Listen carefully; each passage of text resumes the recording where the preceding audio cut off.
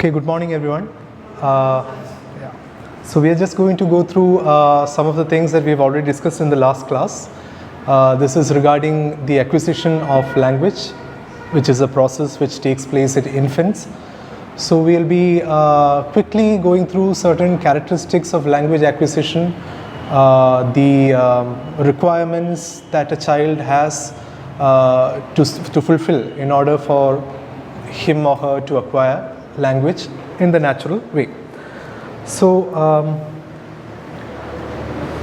the first point or the first aspect of language acquisition is its innateness. Okay.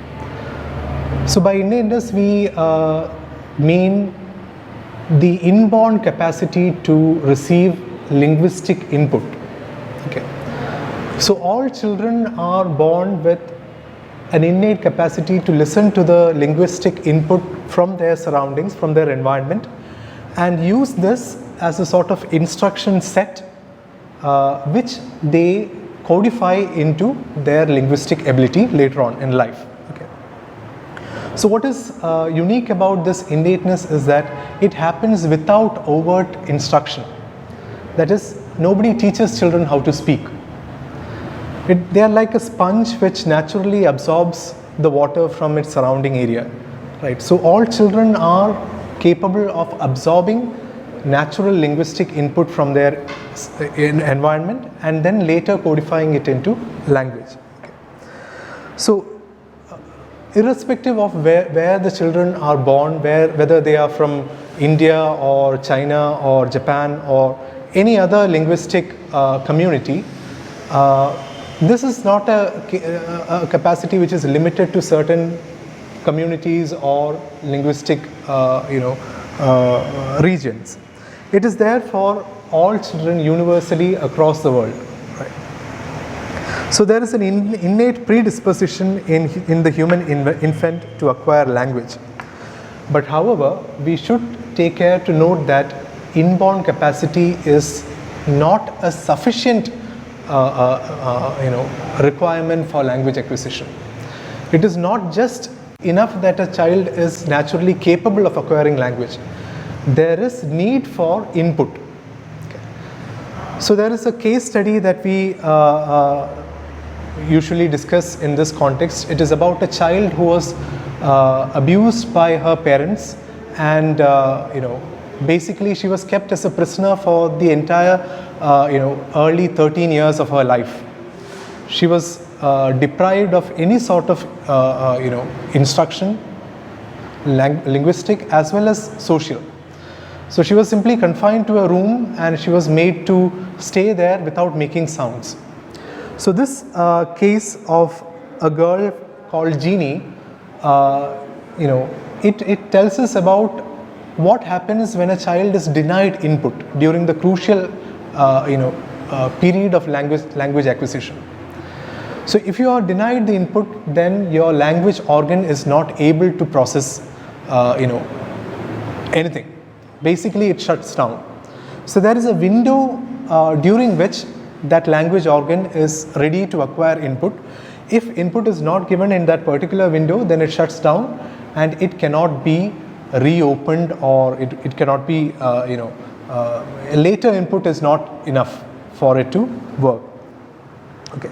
So there is a critical period of language acquisition. That is our takeaway from this case of Jeannie, a 13-year-old girl who was confined during her entire childhood. Right. Okay. So what are some of the requirements of early child language acquisition? The first one is early exposure. It is said that children can listen to verbal input right from the womb.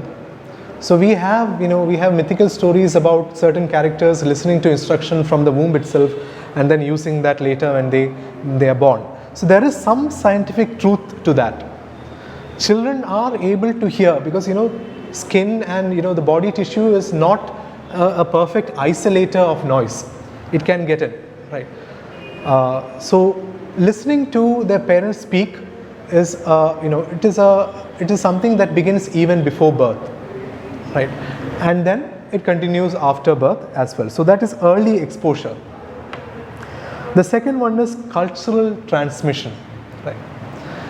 Along with linguistic input, children also acquire non-linguistic cues from their parents. So language is not the only thing that they imbibe. It is said that a fair amount of communication is undertaken by non-verbal or non-linguistic communication, right? Through facial expressions, through gestures, through body language. These are all, a crucial part of the communication package. So that is something which is culturally acquired. So that may differ from culture to culture, right?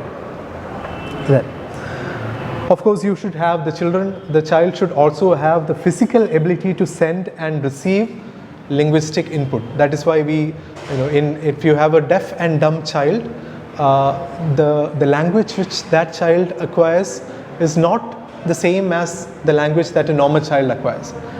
Their language organ will be used to acquire sign language. If sign language is taught early on, then they will naturally acquire sign language through their language organ, that built-in brain capacity. So that also reminds us of the fact that language and the motor cortex area of the brain, they are intimately connected. Because sign language, what do you do when you're signing? You're using your hands, you're using gestures, which are controlled by the motor cortex, right? And it is possible for that motor cortex to be used for communication because that and the language area of the brain are intimately linked. Right. Okay, then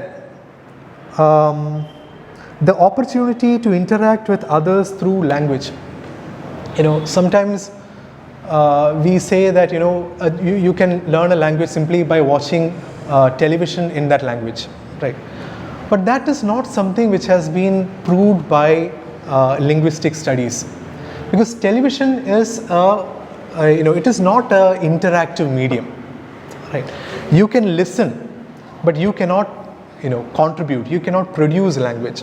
Linguistic acquisition requires the child to be able to produce as well as to receive language. There is interaction. Right. Interaction is crucial. So just leaving your child in front of the TV will not, it is not a way of teaching him English or any other language. It won't work. You have to interact. Even if the interaction is faulty, it doesn't matter, right? But there should be the scope for interaction. Right. Then something about the kind of input that we find in these early child language acquisition. What kind of input does the child initially receive? So the kind of when you are talking to children, it is not the same kind of register that you use when you are talking to adults or your friends, right? There is a tendency to simplify all aspects of language when you are talking to children, right? You simplify the sound system, you simplify the syntax, you simplify the meanings of words. There is a kind of a dumbing down of language when you are talking to children. So there is a term which is used for this, specialized speech, which is usually associated with child language acquisition. It is called caregiver speech or child-directed speech or motherese, right? Just like we say, Portuguese or Japanese for a language, motherese is a kind of language, or it is a version of language which usually caretakers or mothers use when they talk to their small children. Right. So what are some of the features of this caregiver speech? We find that this child-directed speech or caregiver speech, it uses frequent questions, exaggerated intonation. Intonation is the manner of speaking. Right. Extra loudness. You make it clear. You make it loud enough so that the child, you get the attention of the child. Why is that necessary? Because when you are a child, all kinds of sound input is being received by your ears. And the child has not learned yet to distinguish linguistic input from all the other ambient noises, the noises in the environment. So you need to get the attention of the child using your language. You need to make the child understand that this is linguistic input. This is meant to make sense to the child. So extra loudness, a slower tempo, you slow it down with longer pauses, then simple sentence structures and a lot of repetition. These are some of the features that you find in caregiver speech. So some examples of, you can look at the slide and find some examples of caregiver speech. An interaction between a mother and a child is given. So if you look at that, you will find that even though the child is not capable of responding yet, the mother interprets the sounds produced by the child as a response. Okay. So that is crucial, that is important. Your child may only make certain cooing noises or babbling sounds, but the mother in child-directed speech interprets these as meaningful input. So that gives the child a sense of participation. It makes the child understand that this is a kind of a two-way communication. This is not simply a recording or something which is static.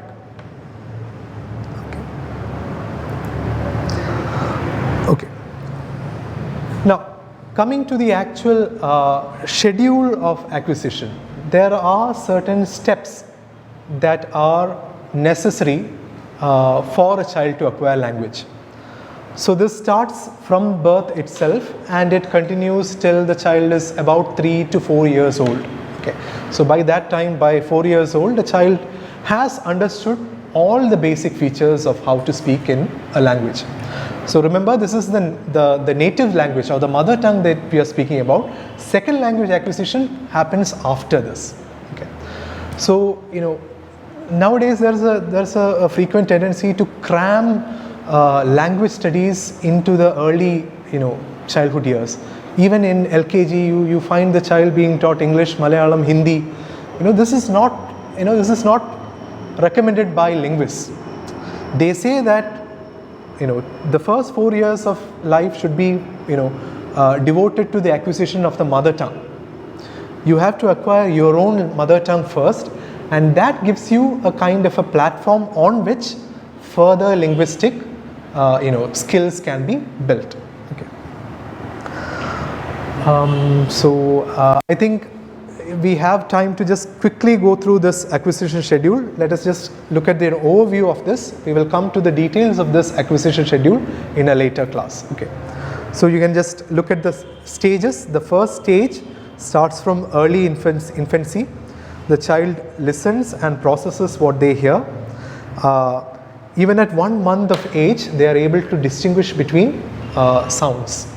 Very similar cognate sounds like ba and pa. It is very, it's possible for the child to distinguish between them. Then, the next stage is called cooing or babbling or linguistic play. It is the stage when the child exercises the language organs. The larynx, the mouth, the tongue, all these linguistic organs are exercised so that the child simply plays with them. It's not meaningful speech. Most often there are repeated sounds like ka, ka, ka or ba, ba, ba or ma, ma, ma, which we interpret as mama or mother. Or, So this cooing or babbling phase, it lasts up to 8 months. By 8 months, the child is physically the child is capable of sitting up, and also linguistically the child is capable of producing vowels and consonants. Then you have the